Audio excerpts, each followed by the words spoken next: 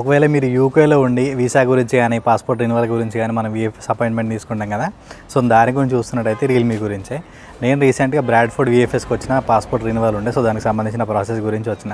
కాకపోతే ఇక్కడ ఏమవుతుందంటే మనం బ్రాడ్ఫోర్డ్ స్టేషన్ దిగినాక అక్కడ నుండి ఒక 10 minutes వాక్ ఉంటుంది అంతే. కాకపోతే అక్కడ నుంచి వచ్చినాక మనకి ఇక్కడికి వచ్చిన తర్వాత లైక్ బోర్డు కానీ ఇలాంటి కానీ ఏం లేవు. సో మీకు ఇది ఎక్కడుంది అని ఒక ఐడియా వస్తుందని చెప్పేసి చూపిస్తున్నా. మీకు వచ్చినాక డైరెక్ట్ మీకు లొకేషన్ ఇప్పుడు నేను ఉన్న స్ట్రీట్లో చూపిస్తుంది. ఇక్కడ లెఫ్ట్ సైడ్లో మనకి ఇది ఉంది కదా, ఇది బెస్ట్ వన్ అని చెప్పేసి, సో ఇది ఇక్కడ చూపిస్తుంది మనకు. కాకపోతే ఉన్న యాక్చువల్ సెంటర్ ఎక్కడ అంటే దీనికి అపోజిట్లో ఉంటుంది. అక్కడ ఒక చిన్న బోర్డు కనిపిస్తుంది మనకు, చిన్న డోర్లాగా ఒకటి మైసన్ నెయిల్స్ అని ఉంది కదా, సో దాని పక్కన చిన్న డోర్లాగా ఒకటి ఉంది కదా, సో దాంట్లో ఉంటుంది ఒక బోర్డు కానీ అట్లాంటివి కానీ ఏం లేవు.